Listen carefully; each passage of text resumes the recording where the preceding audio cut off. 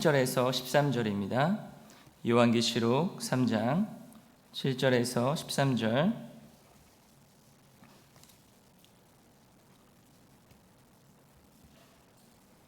한 절씩 교독하고 마지막 절은 같이 읽겠습니다.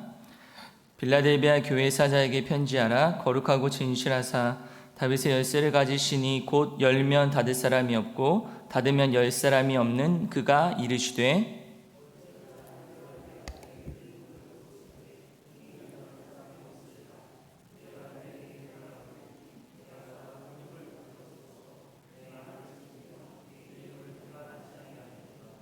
보라, 사탄의 회당 곧 자칭 유대인이라 하나 그렇지 아니하고 거짓말하는 자들 중에서 몇을 내게 주어 그들로 와서 내 발 앞에 절하게 하고 내가 너를 사랑하는 줄을 알게 하리라.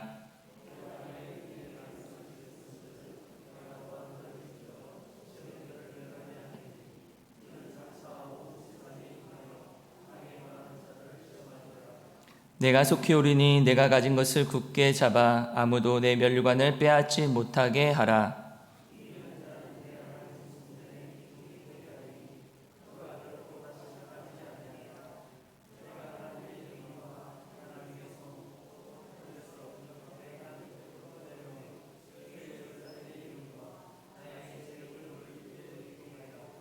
같이 읽겠습니다. 귀 있는 자는 성령이 교회들에게 하시는 말씀을 들을지어다. 아멘. 오늘 이 수요예배 이 시간에도 우리 하나님의 은혜가 저와 여러분들에게 풍성하게 넘치시기를 간절히 소망합니다.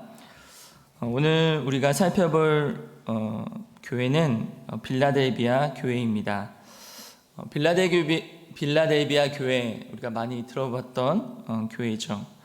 7교회 가운데 이 칭찬만 있는 교회입니다. 그러니까 그 7교회에서 이제 칭찬도 있고 또 책망도 있는 교회가 대부분이었지만 우리가 살펴보진 않았지만 서머나 교회와 또 이 빌라델비아 교회만이 칭찬을 들었던 교회다라고 볼 수가 있습니다. 칭찬만 있기 때문에 우리가 이 어떤 예전처럼 이렇게 그 칭찬과 또 책망을 같이 보면서 칭찬은 우리가 받아들여야 하고 책망은 우리가 반면교사로 삼을 수가 있는데요. 오늘 이 빌라델비아 교회는 칭찬을 들었던 교회라고 볼 수가 있습니다. 그러면서 이 교회를 보면서 우리도 이런 교회가 되어야겠다라는 그런 마음을 가지시고 우리가 함께 은혜를 나눴으면 좋겠습니다. 이 빌라델비아 교회는 어떤 도시적 상황이 있는가 말씀드리자면 이 사대로부터 동남 방향으로 약 40km 지점에 위치한 도시였습니다. 그래서 도시의 웅장함이나 역사적인 면에 있어서는 다른 소아시아 도시들에 비해서 매우 초라해 보였지만 아시아 동북 지역으로 뻗친 무역로의 교통지로서 소위 동방의 관문으로 불렸던 도시가 바로 이 빌라델비아 도시였습니다. 즉 교통의 요지와도 같은 곳이 바로 이 빌라델비아 도시였죠. 그런데 이 빌라델비아 도시에 어려운 일이 하나 있었는데요. 그게 뭐냐면 AD 17년경에 역사적으로 큰 지진이 일어났다고 합니다. 그런데 그 큰 지진이 일어났을 때 가장 크게 파괴되었던 도시가 어느 도시였는가라고 할 때 바로 이 빌라델비아 도시였다라는 거죠. 그래서 이 지진이 일어나고 나서 끝나는 게 아니라 그 지진 후에 무엇이 일어납니까? 여진이 일어나죠. 여진이 일어나기 때문에 자주 이런 지진의 상황에 있던 곳이 바로 이 빌라델비아인 곳이고, 그래서 그 도시 사람들이 굉장히 불안하면서 살았던 곳입니다. 불안하면서 언제 다시금 지진이 일어날까라는 두려움과 그 불안한 상황 속에 살아갔던 그런 도시가 바로 이 빌라델비아 도시였습니다. 또한 이 도시는 북쪽 지역에 화산 평원이 펼쳐져 있는데요. 비옥한 그 평양에서 재배되는 포도와 그리고 빚은 포도주가 매우 유명했던 곳이 바로 이곳입니다. 그래서 이 포도주와 포도라는 것이 이렇게 유명한 것을 보게 될 때 어떤 향락 문화들이 또 발달했던 곳이 바로 이곳이었습니다. 이런 배경을 우리가 살펴보면서 빌라델비아를 한번 보겠습니다. 먼저 7절 말씀을 보시면 이렇게 말씀하죠. 7절 같이 한번 읽어보겠습니다. 빌라델비아 교회 사자에게 편지하라. 거룩하고 진실하사 다윗의 열쇠를 가지시니 곧 열면 닫을 사람이 없고 닫으면 열 사람이 없는 그가 이르시되. 여기 보면 다윗의 열쇠를 가지시니라고 말하고 있죠. 다윗의 열쇠를 가지시니가 누구일까요? 바로 예수님이시죠. 예수님이 다윗의 열쇠를 가지셨다라는 거예요. 그러면 이 다윗의 열쇠라는 의미는 뭘까요? 다윗의 열쇠라는 의미는 예수 그리스도의 왕권 그 자체를 의미하는 것입니다. 그러니까 예수님이 그 왕권, 이 세상에 있는 주관자이시고 또 다스리시고 통치하시는 전능하신 하나님이시다라는 것을 의미하는 것이죠. 그런데 이 다윗의 열쇠는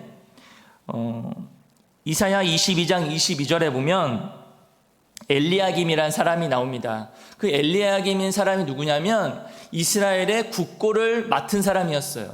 그래서 그 열쇠를 가졌던 사람이었는데 그 열쇠를 가지는 자만이 바로 왕을 만날 수 있는 거예요. 그래서 그 다윗의 열쇠를 가지고 있는 자가 엘리야김이었는데 그 엘리야김이 국고를 맡았고 그런 열쇠를 맡았던 사람이었습니다. 그래서 그 다윗의 열쇠를 통해서만이 왕을 만날 수가 있는 것이죠. 자, 이것을 종합해서 보면 즉 예수 그리스도만이 우리 구원의 열쇠라는 의미가 여기에 담겨져 있는 것이죠. 그러니까 예수님만이 구원을 주실 수 있는 유일한 분이시다라고 말하는 것입니다. 예수님이 그러니까 우리에게 있어서 구원이라는 것은 누굴 통해서만이 얻을 수 있습니까? 바로 예수 그리스도를 통해서만이. 예수님이 요한복음에 보면 양의 문이라고 하셨죠. 그러니까 예수님을 통과해야만이 예수님을 통과해서 예수님으로 인하여서 우리는 구원함을 받을 수 있다라는 것을 의미하는 것이죠. 그래서 예수님을 그렇게 소개하고 있습니다. 예수님이 우리의 구원자 되신다라는 것, 그리고 우리의 이 세상의 모든 것들을 다스리시고 통치하시는 그런 왕이시다라는 것을 보여주고 있습니다. 그런데요, 여기 또 8절에 보시면 이런 말씀이 있죠. 볼지어다 내가 내 앞에 열린 문을 두었다라고 말합니다. 열린 문을 두었다라는 것은 보통 열린 문이라고 하면 이제 사도행전에 자주 등장하는 그런 말입니다. 그래서 전도와 선교의 문이 열릴 때 열린 문이라는 그런 단어를 사용을 합니다. 그래서 이 빌라델비아 교회는 전도와 선교를 하는 교회다라는 것을 말씀하고 있는 것이죠. 아까 전에 말씀드린 것처럼 교통의 요충지였습니다. 그래서 아시아와 로마와 아시아를 연결하는 그 도시가 바로 이 빌라델비아였는데, 그래서 거기에서 지나가는 사람들이 많이 있지 않겠습니까? 그 교통의 요지였기 때문에 그곳을 드나드는 사람들, 무역하는 사람들이 많이 있습니다. 그 사람들을 어떻게 해야 될까요? 전도하고 선교하는 그런 것으로 삼아야 한다는 것이죠. 그런데 오늘 8절에 보면 열린 문을 두었다라고 하는 거 보면 하나님께서 열어주셨다라는 것이죠. 이제 열어주셨는데 무엇을 열어주셨는가? 바로 전도와 선교의 문을 열어주신다라는 거죠. 그런데 여기서 이제 닫을 사람이 없다라고 말하고 있죠. 그러면 주님이 그 문을 여셨을 때, 그 전도의 문이나 선교의 문을 여실 때만 그런 일을 할 수 있다라는 것입니다. 그러니까 하나님께서 그 길을 열어주실 때 들어갈 수 있고 할 수 있다는 것을 의미하는 것이죠. 그런데 우리가 이것을 우리의 삶에서 좀 적용을 하다 보면 우리가 삶을 살아갈 때에 하나님께서 닫으실 때도 있죠. 열으실 때도 있지만 닫으실 때도 있고 열으실 때도 있습니다. 그것을 하나님의 섭리로 보게 되면 우리가 만약에 삶을 살아갈 때에 우리의 삶 속에 닫히는 일이 생기게 되면 어떻게 됩니까? 우리가 어떤 일을 계획하고 준비했는데 하나님께서 닫아버릴 때가 있지 않습니까? 닫으면 어떻게 될까요? 우리 마음에 실망감이 오게 되죠. 좌절감이 오게 될 때가 있습니다. 나는 이런 계획들을 세워 놓았는데 하나님께서 닫아 놓으신다고 한다면 어떻게 될까요? 낙심에 빠질 때가 있다는 것이죠. 그럴 때 우리는 어떻게 해야 합니까? 닫아 놓았다라고 해서 우리가 하나님을 외면하고 하나님을 저버리겠습니까? 그렇지 않는 것이죠.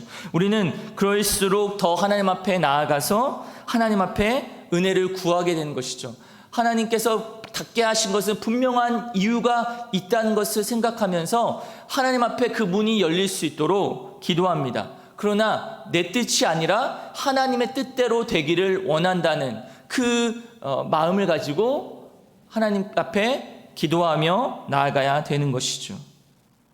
그런데 우리가 때로는 아무리 기도하고 아무리 부르짖어도 하나님께서 닫으실 때가 있다는 거예요. 그러면은 닫으신다는 건 무슨 말일까요? 이 길은 열리지 않은 것이다. 하나님께서 이것은 원하지 않는 것이다 라고 생각하면서 우리는 나아가야 되는 것입니다. 여러분, 우리의 인생을 살펴보게 되면 하나님께서 여시고 닫으시기 때문에 그 모든 것을 주관하신 분이 하나님이시기 때문에 우리가 아무리 원하는 일을 계획하고 준비하고 하더라도 하나님께서 닫으시면 안 되는 것이죠. 그리고 우리가 아무리 안 하려고 해도 하나님께서 하게끔 인도하신 일이 있다면 그 길은 그것은 해야 한다는 것이죠. 그래서 우리가 하나님 앞에서 우리의 무력함을 인정할 수밖에 없는 것이죠. 우리가 내가 하고 있는 일들, 내가 원하는 일들이 안 된다는 것은 하나님 뜻이 있다는 것이고, 그리고 내가 정말 이거는 안 하고 싶어, 정말 절대 안 할 거야 라고 생각하지만 그 길이 열어질 때도 있다는 거예요. 그것은 하나님의 뜻 가운데 있다는 것을 기억해야 한다는 것입니다. 여러분, 오늘 빌라델비아 교회의 성도들을 보십시오. 이들에게 있어서 이제 칭찬의 모습을 보여줍니다. 8절 후반절에 보면 내가 작은 능력을 가지고서도 내 말을 지키며 내 이름을 배반하지 아니하였도다 라고 말씀하죠. 예수님께서 이제 빌라델비아 교회에 칭찬을 하신 내용입니다. 뭐라고 칭찬하셨습니까? 작은 능력을 가지고서 내 말을 지키며 내 이름을 배반하지 아니하였다 라고 말합니다. 여러분, 여기서 작은 능력은 무엇을 말하는 것일까요? 작은 능력, 보통 작은 능력이라고 생각하게 되면 능력은 있지만 작은 것이죠. 정말 보잘것없고 초라한 것이 작은 능력이죠. 사람들이 볼 때, 또 내가 볼 때는 작은 능력이지만 주님이 보실 때는 아닐 수 있는 거예요. 그래서 작은 능력이라고 얘기한 것을 볼 때는 이 빌라델비아 교회 도시도 초라하고 작지만 이 빌라델비아 교회 성도들도 그러니까 숫자가 적을 수도 있습니다. 적다라는 것을 의미할 수도 있고요. 또한 그 적은 사람에도 불구하고 그들은 어떻게 했어요? 내 이름을 배반하지 아니하였다. 끝까지 신앙의 정절을 지켰다라는 것을 의미하는 것이죠. 그러니까 작은 능력을 가지고 있었지만, 소수의 사람이었지만, 그리고 그 어떤 사람들보다도 많은 능력을 가지진 않았지만 그 능력을 가지고서도 하나님의 이름을 배반하지 않은 신앙의 정절을 끝까지 지키며 순종했던 사람들, 그 사람들이 바로 이 빌라델비아 성도들이었다는 것이죠. 그것을 예수님께서 칭찬하신 것입니다. 그들이 어떻게 보면 세상적으로 볼 때 신분이나 지위나 또 그 어떤 것이 부족하고 작은 것처럼 보일 수도 있습니다. 그런 형편에서도 그들은 하나님 앞에 기쁨으로 순종하며 나아갔던 것이죠. 신앙의 정절을 지켰다는 것입니다. 여러분, 그 당시에 이 상인 종합에 들어가야 이제 그 당시에 먹고 살 수가 있었습니다. 그러니까 길드라는 것인데, 근데 이 상인 종합에 가입하려면 무엇을 해야 하냐면 황제 숭배를 해야 하는 것이죠. 황제 앞에, 로마 황제 앞에 절을 해야 합니다. 그러면 그 상인 조합에 들어갈 수가 있게 되고, 그 상인 조합에서 이제 먹고 사는데 문제가 없게 되는 것이죠. 그런데 이 빌라델비아 교회 성도들은 어땠을까요? 이 신앙의 정절을 지키기 위해서 이 상인 조합에 들어가지 않았다는 거예요. 왜 그랬을까요? 그것은 주님을 사랑하고 주님을 신뢰했기 때문에 그런 것이죠. 주님을 의지했기 때문에, 주님 앞에 주님의 이름을 더럽히지 않으려고 하는 그 신앙의 정절을 지키기 위해서 그들은 상인조합에 들어가지 않았던 것이죠. 그 어떤 사람들이 유혹하고 회유하고 말을 하더라도 그것에 굴복하지 않고 하나님 말씀 앞에 하나님의 이름을 배반하지 않았던 자들이 바로 이 빌라델비아 성도들이었다는 것입니다. 예수보다 더 귀한 분은 없네. 이러한 고백처럼 그들이 했던 고백이 이런 것이죠. 예수님보다 더 귀한 것이 없기 때문에, 예수님보다 더 소중한 것이 없기 때문에 그 내 삶 속에 이 상인조합에 들어가지 않으면 처자식도 굶어 죽을 수도 있고 자신이 생계 유지하는데 힘들 수도 있겠지만, 그럼에도 불구하고 그런 형편과 상황에서도, 열악한 상황에서도 그들은 신앙의 정절을 끝까지 지켰다는 거예요. 그것을 보고 주님은 칭찬하신 것입니다. 여러분, 빌라델비아 도시는 역사가 가장 짧았습니다. 그리고 어떤 교회에서도 유명한 사람도 없었습니다. 작고 보잘것없는 그런 교회였다는 것이죠. 그러나 그런 작은 능력에도 불구하고 그들은 최고의 칭찬을 받았던 것이죠. 작은 능력으로 큰 순종을 한 것입니다.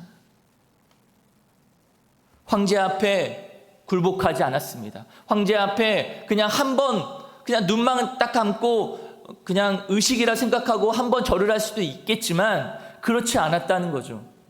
그 한 번 의식이라 할지라도 그 하나님 앞에 하나님의 이름을 배반하는 일을 절대 하지 않았습니다. 그것을 끝까지 지켰고 인내했다라고 성경은 말하고 있습니다. 그들은 그렇게 하나님 말씀 앞에 나아갔던 것이죠.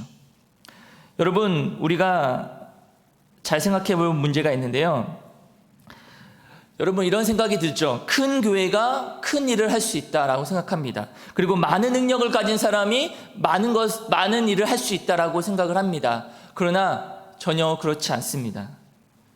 많은 능력을 가졌다라고 하더라도, 큰 교회라고 하더라도 그것을 그런 어떤 크고 많음을 보시고 주님이 그것을 기뻐하시는 것이 아니라, 작고 보잘것없고 연약하더라도 그 순종하는 자의 마음, 어떤 마음으로 순종하느냐, 어떤 마음으로 나아가느냐가 더 중요하다는 것이죠.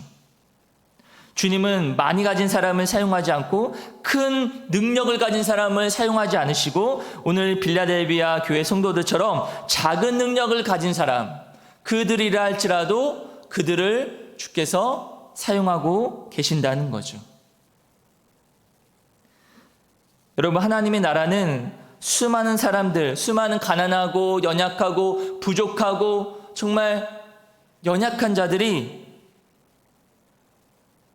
힘쓰는 그런 작은 수고와 헌신을 통해 하나님은 영광을 받으신다는 것입니다. 세상에서는 초라하고 연약한 자들이라 할지라도 하나님 보실 때는 그렇지 않다는 거죠. 그래서 여기서 작은 능력이라고 말했지만 하나님 보실 땐 전혀 작은 능력이 아닙니다.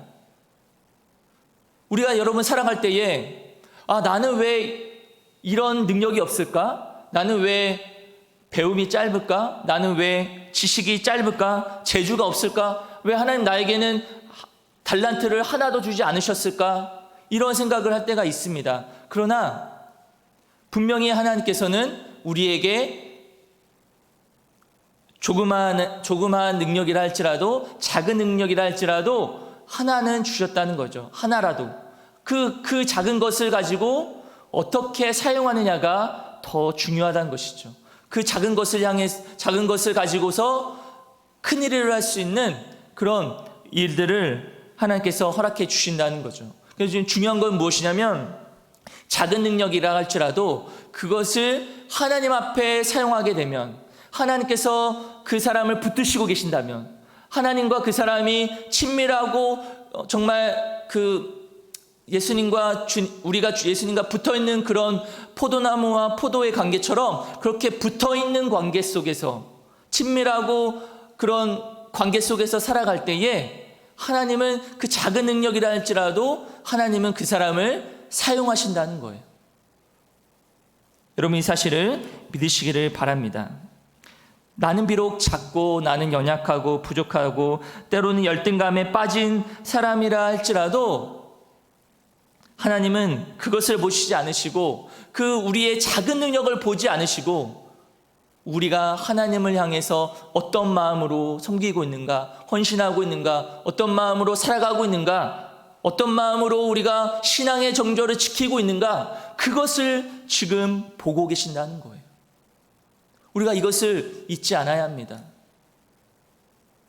우리가 큰 능력을 가지고서 큰 능력 가졌다고 해서 주님이 우리를 사용하시는 것이 아니라 작은 능력이라 할지라도 우리가 보잘것없는 그런 삶을 그런 모습이라 할지라도 그런 상황에 놓였을지라도 오늘 이 빌라델비아 교회 성도들처럼 생계 유지가 어렵고 이 상인조합에 들어가지 않으면 굶어 죽을 수도 있는 그런 열악한 상황에서도 그들은 끝까지 신앙의 정절을 지켰다는 거죠. 주님의 이름을 배반하지 않았습니다. 주님을 배신하지 않았다는 거죠. 이게 바로 오늘 이 빌라델비아 교회 성도들의 우리에게 주시는 교훈이라고 볼 수가 있습니다. 주님이 우리에게 원하시는 것은 정말 겨자씨와 같은 작은 믿음입니다. 여러분 잘 생각해 보십시오. 큰 믿음이 있다라고 해서 우리에게 있어서 주님 보실 때 큰 믿음, 그 큰 믿음이 우리를 하나님의 일을 할 수 있도록 주신 것이 아니라 힘을 주시는 것이 아니라 작은 힘이라 할지라도 작은 믿음, 겨자씨와 같은 그런 작은 믿음이라 할지라도 우리가 하나님 앞에 기쁨으로 순종하고 하나님과 함께 동행하는 삶을 살아가고 있다면 그것을 하나님은 기뻐 받으신다는 거죠. 단지 우리가 주님 앞에 순종하려는 마음, 기쁨으로 순종하고 작은 능력을 가지고서도 기쁨으로 하나님 앞에 나아가는 그 마음을, 그 중심을 하나님은 보고 계신다는 것이죠. 그것을 주님은 기뻐하신다는 것입니다. 사람들을 눈에 보이는 외모나 능력이나 재물이나 어떤 그런 것들을 사람들은 보지만 하나님은 그것을 보시지 않으세요. 무엇을 보실까요? 우리의 마음이죠. 우리가 어떻게 헌신하려고 하는 마음, 우리가 주님 앞에 어떤 마음으로 신앙의 정절을 지키려고 하는가, 그 마음의 중심을 주님은 보신다는 거고, 그래서 주님은 빌라델비아 교회 성도들에게 작은 능력을 가지고서도 주님의 이름을 배반하지 않은 그들을 칭찬하신 것입니다. 여러분, 보통 이민교회를 보게 되면 이런 이야기가 있습니다. 명문대회 나오고 또 부모님들이 이렇게 잘 이렇게 도와주는, 후원해주는 그런 사람들이 이제 교회 생활을 하는데,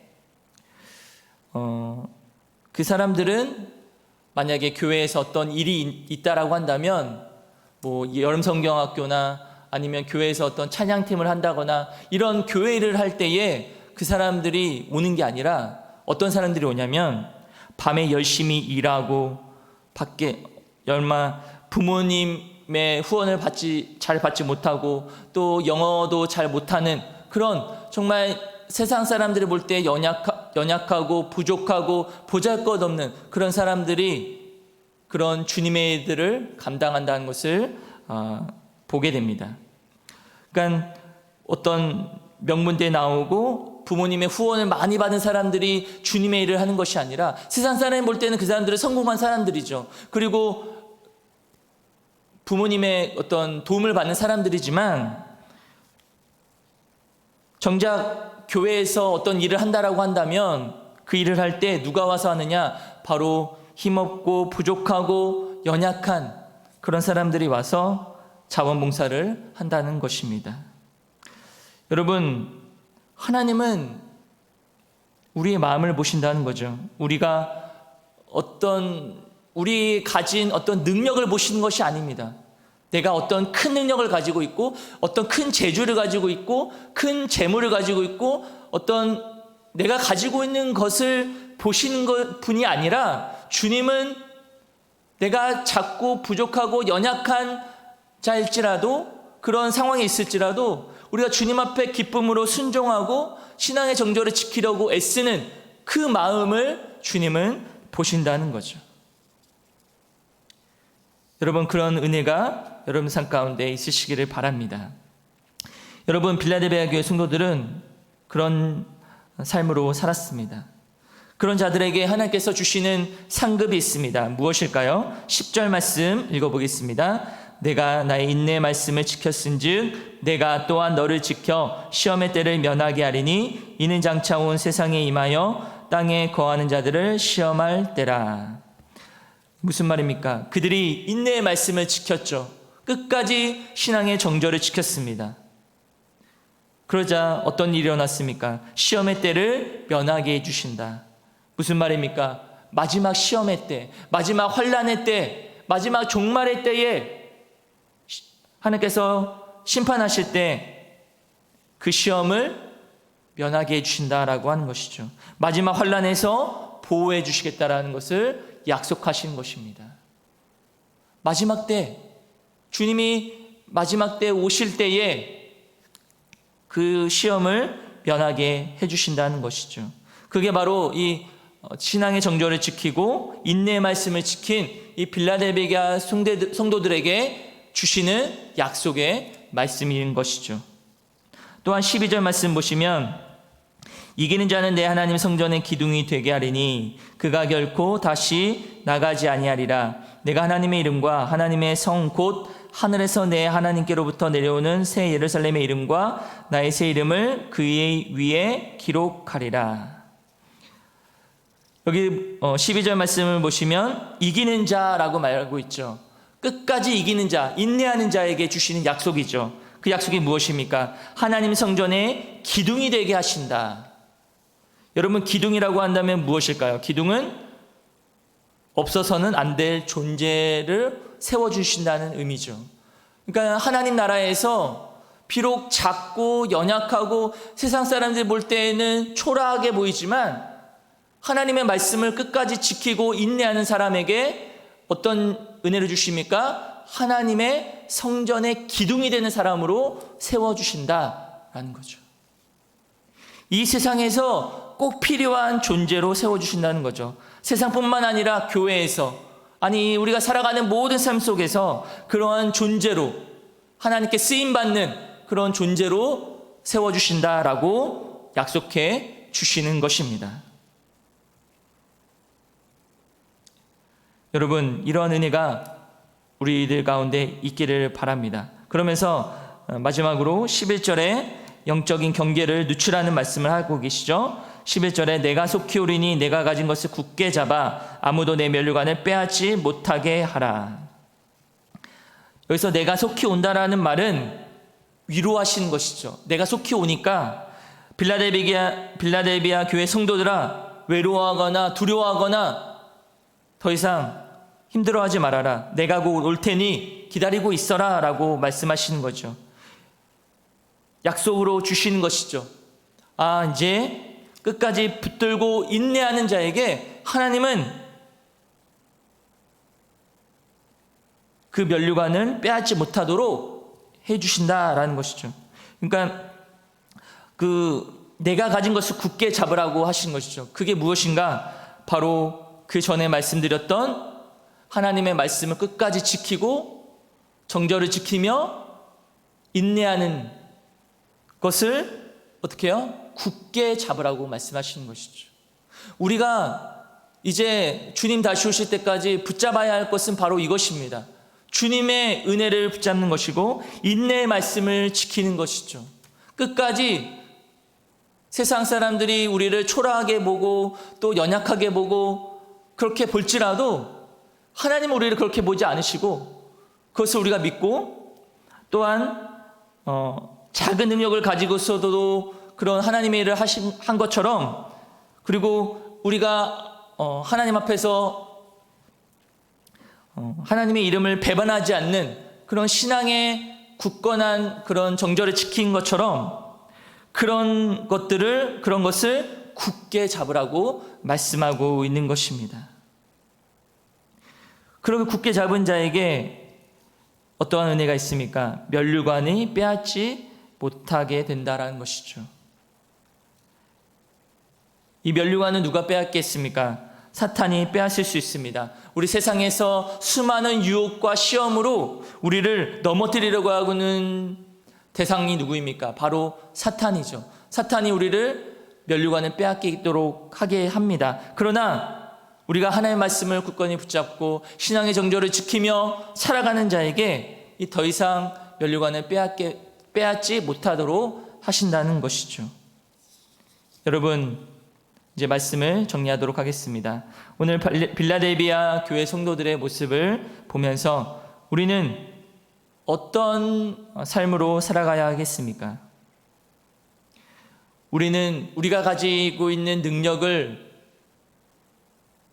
가지고 우리는 하나님의 일을 할 수 없다라고 말할 때도 많습니다. 하나님께 우리는 왜 나에게 이 정도의 능력만 주셨습니까? 라고 한탄할 때도 있습니다. 그러나 중요한 것은 우리가 작은 능력을 가지고서도 주님 앞에 순종하고 오늘 정절을 지킨 것처럼 이렇게 기쁨으로 살아갈 수 있게 되는 것이죠. 중요한 것은 우리의 마음입니다. 우리의 마음이 어떻게 하나님 앞에 어떤 마음으로 하나님을 대하고 있는가, 하나님 앞에 살아가고 있는가, 그리고 하나님 앞에 우리 신앙을 굳건히 지키고 있는가, 그것을 우리가 다시금 돌아보면서 우리 삶 가운데 세상의 유혹과 시험 앞에서 굳건하게 우리의 믿음을 지키고 하나님의 말씀대로 순종하면서 작은 능력을 가졌지만 큰 능력을 베푸시는 그 주님의 능력을 의지하면서 살아가시는 저와 여러분의 삶이 되시기를 주님의 이름으로 간절히 축원합니다. 기도하시겠습니다. 하나님 아버지, 감사합니다. 오늘 빌라델비아 교회 성도들의 모습을 보며 우리 자신들을 돌아보게 됩니다.